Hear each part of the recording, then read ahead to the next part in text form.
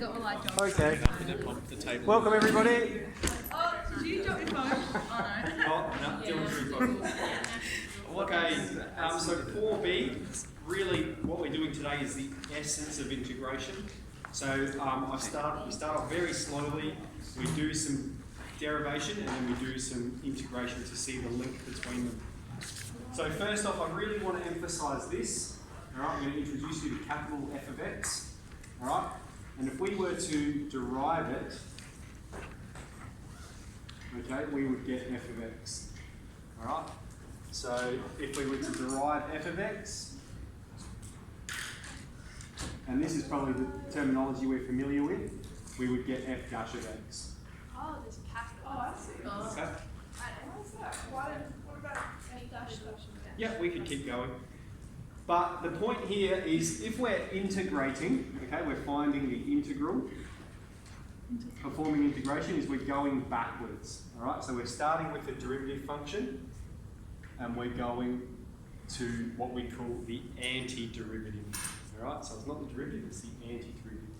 And so we can call that process finding the antiderivative or integrating. Either of those will give you the function prior to it. It's the function that was derived to generate the function you're talking about. Okay? So that's what we mean. Does that make sense? Alright, I'll just say that all again. If we're deriving big f of x, we get little f of x. And so then if we were to integrate or to find the antiderivative of it, we're going backwards. We're saying, what did we derive to get this function? Okay, that's the question we're asking ourselves. Okay, so we start off with a couple of nice easy tables where I have here function and d on dx. Okay, that means we're deriving the function with regards to x. And we've got x, x squared, x to the 3, and x to the 4. Okay? So this is how simple it starts. If we derive x, we get 1. If we derive x squared, we get 2x. If we derive x to the 3,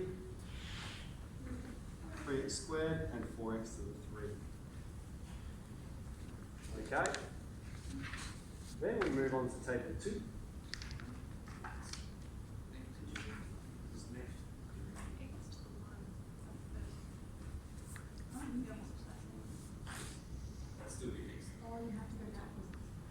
Okay, good. So let's point out the pattern here.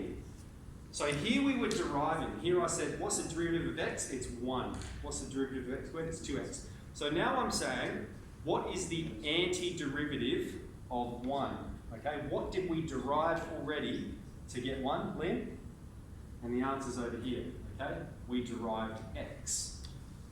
Okay, what did we already derive to get 2x? The answer is x squared. Alright? And so the pattern that we're seeing here is if we derive the integral, we're ending up with this function here. If we integrate what's on the left, we're going to end up with what's on the right. Okay? So again, what did we derive to get 3x squared? The answer is x to the power of 3. And what did we derive to get 4x to the power of 3? The answer is x to the power of 4. Okay? Everybody see that?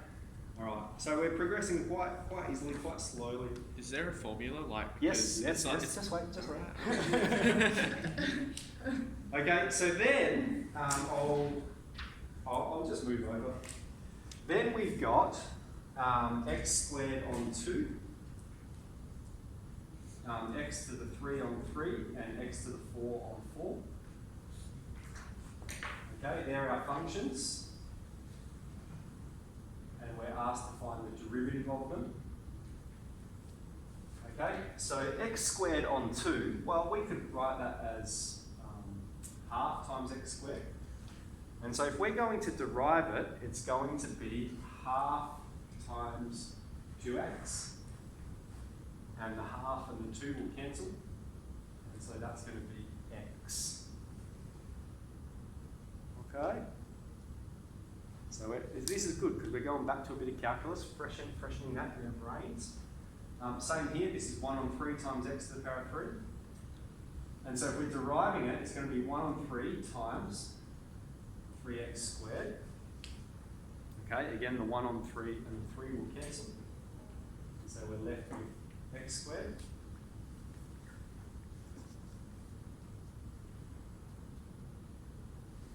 Okay, and here we've got 1 on 4 times x to the power of 4. And so the derivative will be 1 on 4 times 4x to the power of 3. And again, the 1 on 4 cancels the 4. Okay?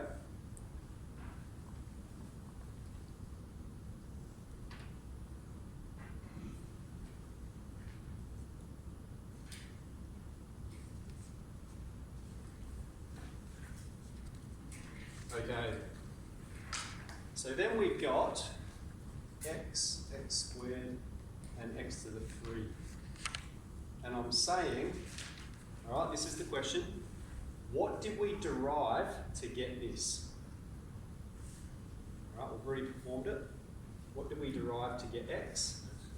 X squared over 2. Okay? So what that means is the integral of x is x squared on 2. The antiderivative of x is x squared on 2. Okay, what did we derive to get x squared? X to the 3 on 3. Alright? So that the integral of x squared is x to the 3 on 3. Okay, same here. We've got x to the 3. What did we derive to get x to the 3? X to the 4 on 4. Okay, so the antiderivative, okay, you notice I'm using both of those words, integral, antiderivative of x to the 3 is x to the 4 on 4. Okay? So then, if we have x to the n, what is the integral? This is our conjecture we're going to make. Close. What do we notice about this number and these numbers? X to the n plus 1 divided by n plus 1. Okay, do we see that? Alright, here's the number 1. Alright, so the integral is x to the power of 1 plus 1 is 2, divided by 1 plus 1. Here's 2, so we've got x to the power of 2 plus 1 divided by 2 plus 1. Here's 3. So that's a pattern we've recognised. Let's prove it. Okay, so what we're going to start with then, might rub out this table. I'll let this hold water.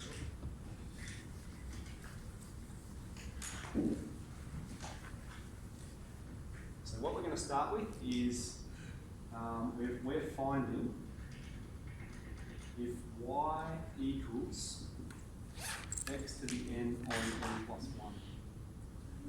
Alright, we're going to find dy and dx. Now one way we can write this is 1 on n plus 1, oops, excuse me, times x to the power of n plus 1. Alright, so all I've done there is pull the fraction out the front.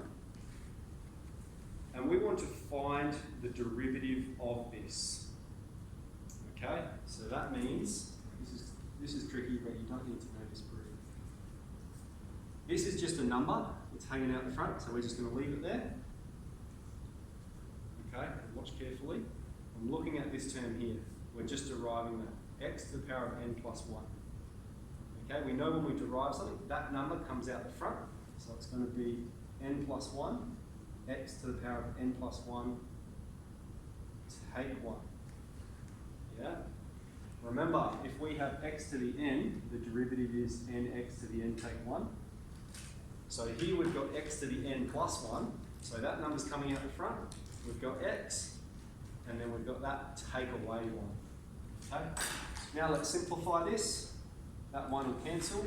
And here we've got 1 on n plus 1 times n plus 1. So that will cancel. And we're left with x to the power of n. Okay? So because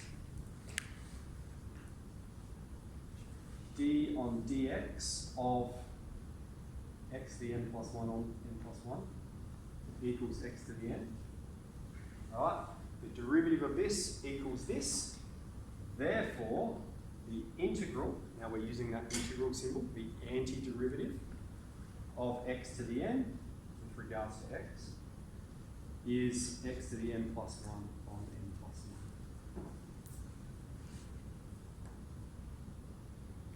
1. Okay, so what we've learnt today, yes.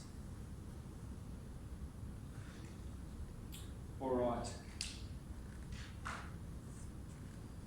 Makes a bit of sense. Okay, so Dylan, is there a formula? Yes, there is. Alright, so that's the formula we use today. Do you mind? What's the symbol called? What's the symbol called? It's called the integral symbol. Oh, Yeah. nice. I don't know why. I used to think it was called fit, and I started teaching kids that it was called fit, and it wasn't called fit. So if you want to call it fit, that's okay. That could be our name for it. But yeah, it's an elongated S. Okay, so that's x to the power of n, and you'll notice in our examples, then we've got another table. All right, so for e to the x, and I might encourage you guys to have a go at this one yourself, see if you can recognise this one, and then I'll put the answer up here in a moment. Okay, but let's spend about 5 minutes having a go at e to the x. With this, Because what it is, like, it's 1 on n plus 1 times n plus 1. So it's like saying 1 on k times k. Yeah.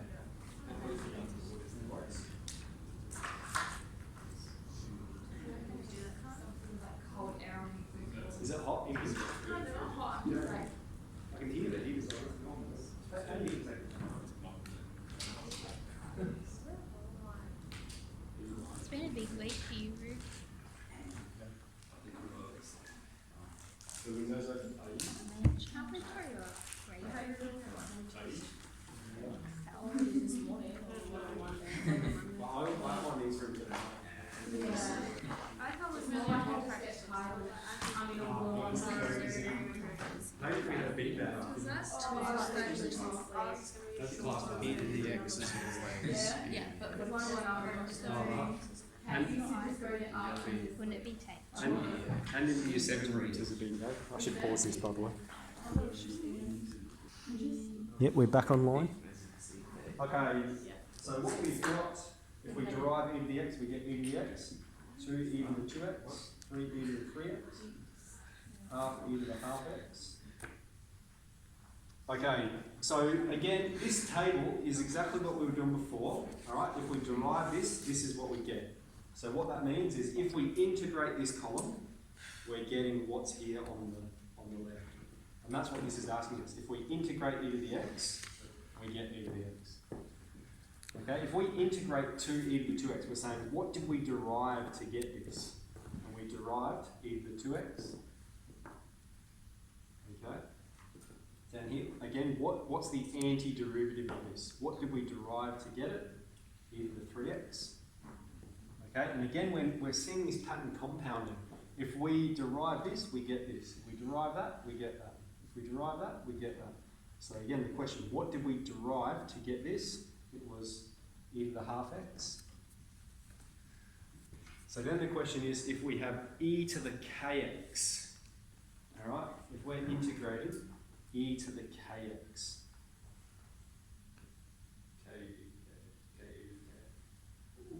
almost 1 on k e to the kx, yeah. All right, so look at this, 1 on k e to the kx. That's going to be our conjecture, and again it says to prove it.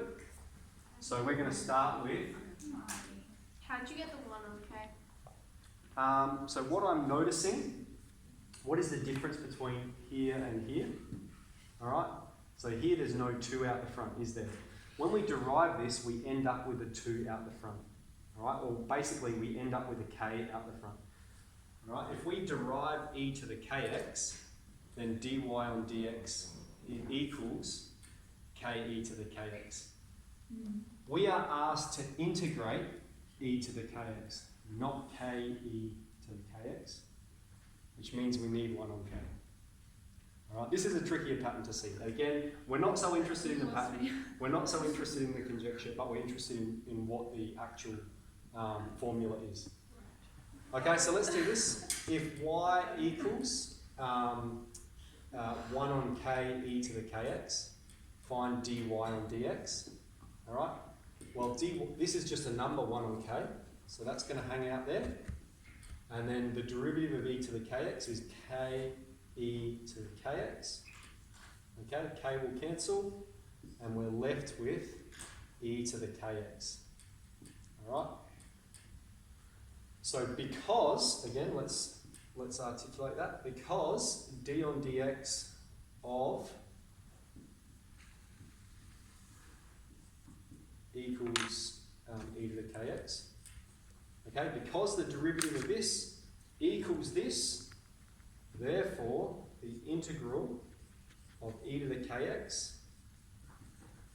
equals this. Alright, so let me say that again. Because we derived this and we got this, right, this is the most important point. Because we derived this and got this, it means if we integrate this, we're going to get what we derived. Okay? So again, we've derived 2 formulas today. Here's our second one. And our first one was x to the n dx. 1 n plus 1, x to the n plus 1, or however you want to write it. That's our second formula. Okay? Alright, so that's enough to get started on 4b. Yeah, this pattern is quite tricky to recognise. I think I might need to add some more integers into the table. Yeah. Cool? Yeah, I'm very happy to, absolutely. Because I would do it without it. Without the one on K? But I don't understand why. How about, like, let me think of a few more examples to add. Really, if you think of it like to get the 2, you times it by 2, but on the opposite, you have to divide it by 2. Because you're thinking, I felt the same way. I was thinking from that to that, but you have to from that to that. But you're thinking of ex, or e to the 2x to 2e to the 2x. You're trying to get from 2e to the 2x to e to the 2x. You have to do the opposite. How do you get rid of the 2? Right. Okay. Rather than times, you have to divide. Oh, you divide the 2 by itself, Yeah. and so that's. To get from 2e to 2x, you have to divide it by 2, therefore it has to be 1 over. I still don't agree. I might try and add some more examples in there to see if you can reconcile. Like, if you get rid of 3, right, you've got to times it by 1/3 Yeah, to get rid of that. to get rid of that. Oh, that makes yeah, sense. You Okay, put but a you're time. not. You're times it by 3 to change it. 26 each. I don't know. To get Change it back, what do you have to do? Yeah, so you've got 3e to the 3x. How do you get from there? You times it by 1/3, You so have you to times times it by by 1 on third. K. That's not the difference between them though. The difference is the timing by 3. It's not the dividing by 3. That's just dividing it by dividing it. Okay. How about That's how my brain's working anyway. So when you go back, you lose Because- the coefficient. So the only way you can lose the coefficient is by dividing it by the Yeah, coefficient. because 3 on 3 is just 1, and that's how you lose it. Yeah. But then you just rewrite it by twice, basically, because you don't have That's just how I'm. yeah. That's right. Well, I let's, just don't think like that. so let's leave those aside. Let's think about this one. E to the 2x. Right. So so again I'm saying we've derived something. Of course. What did we derive to Broke get it in my this? head face, so now I'm just showing this. I'm just. Hey, we've almost finished Have the fun. season. It's not- It's beautiful. So that means like half, isn't it? Pardon?